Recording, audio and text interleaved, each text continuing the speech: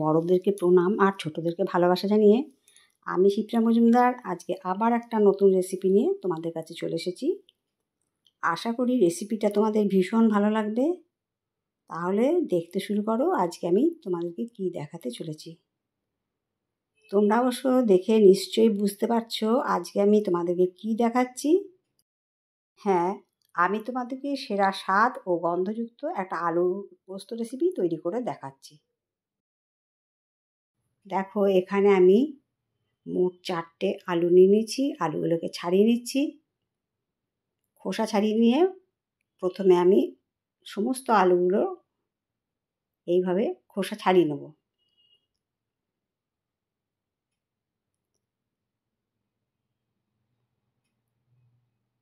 পুরো আলু খোসা ছাড়ানো হয়ে গেল একটা, বাদ বাকিগুলোও পরে ছাড়িয়ে নিচ্ছি।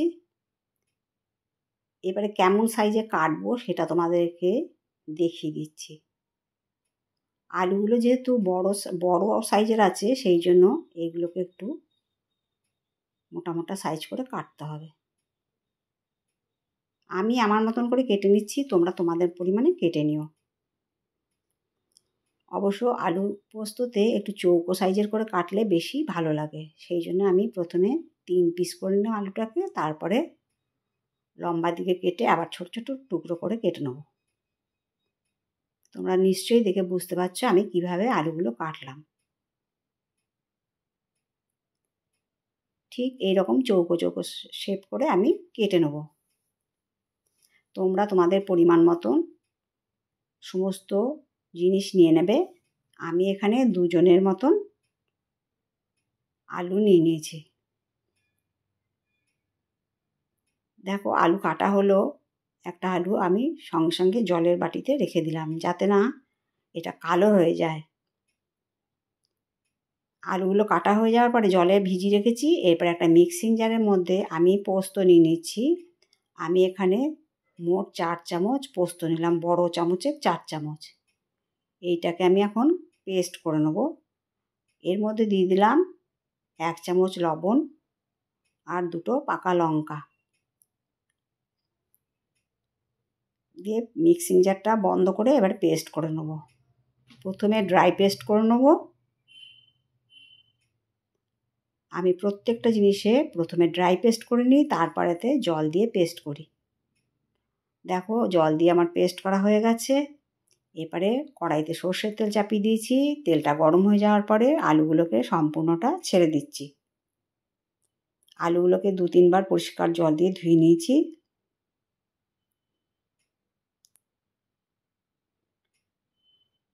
এইভাবে ওপর নিচ নাড়াচাড়া করে তেলের সাথে মিশিয়ে নিলাম।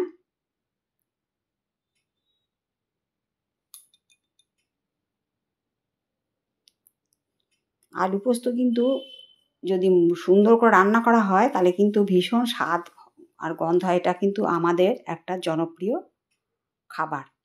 এর মধ্যে দিয়ে দিলাম 1.5 চামচের মতো লবণ। লবণটা যেহেতু পোস্ত বাটার সময় দিয়েছিলাম, তাই এখন একটুখানি কমই দিলাম অ্যাডজাস্ট হয়ে যাওয়ার জন্যে। তারপর একটা বাটি ঢাকা দিয়ে রাখলাম। দেখো, আলুটা বেশ নরম হয়ে এসছে আর কষে গেছে। এরপরে আমি বাটা পোস্তটা দিয়ে দিলাম পুরোটা। এবারে ভালো করে আলুর সাথে নাড়িয়ে চাড়িয়ে মিশিয়ে নিতে হবে। আমি কিন্তু পোস্তর মধ্যে কোনো ফোড়ন দিলাম না বা হলুদ দিলাম না। তোমরা কিন্তু এটা লক্ষ্য করেছো, আমি কখনোই কিন্তু পোস্তর মধ্যে ফোড়ন বা হলুদ ব্যবহার করি না। কারণ হলো, পোস্তর মধ্যে যদি হলুদ আর ফোড়ন ব্যবহার করি তাহলে পোস্তর আসল গন্ধটা কিন্তু পাওয়া যায় না। সেই জন্য আমি বিনা ফোড়ন আর হলুদ দিয়ে পোস্ত সবসময়ের জন্য রান্না করি। তারপরে আমি মিক্সিং জারটা ধুয়ে একটু জল দিয়ে নাড়িয়ে চাড়িয়ে দিয়ে দিলাম। রান্নাটা আমি এইভাবেই করে নেব। আর একটুখানি জল দিয়ে দিয়েছিলাম। দেখো, পোস্তটা বেশ ভালো মতন ফুটে উঠেছে। জলটা যতক্ষণ না শুকিয়ে যায় ততক্ষণ পর্যন্ত আমি রান্না করে নেব। খুব বেশি জল ভাব রাখবো না, পোস্তটা একটু টান টান করে রান্না করব। এইভাবে বন্ধুরা তোমরা একবার পোস্ত রান্না করে খেও, তোমাদেরকে কথা দিচ্ছি তোমাদের ভীষণ ভালো লাগবে, আর বারবার করে এইভাবে রান্না করে নেবে। দেখো এবারে আমি ওপর থেকে কাঁচা তেল ছড়িয়ে দিলাম।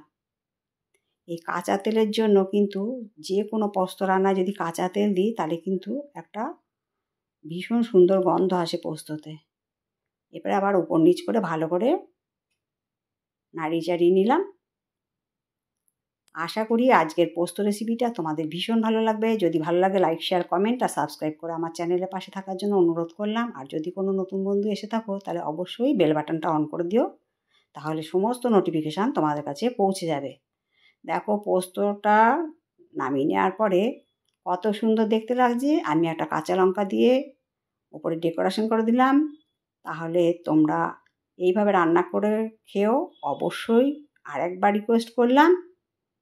তাহলে আমি আজ এই পর্যন্ত রাখি। পরবর্তী দিনে পরবর্তী রেসিপি নিয়ে আবার তোমাদের সাথে দেখা হবে। ঠিক আমি যেমনভাবে দেখিয়ে দিলাম তোমরা ঠিক এইভাবেই রান্না করে খেও। একটা অসামান্য স্বাদের অনেক সুন্দর গন্ধযুক্ত একটা রেসিপি পেয়ে যাবে। তাহলে অন্যদিন আবার দেখা হচ্ছে, কেমন? টাটা।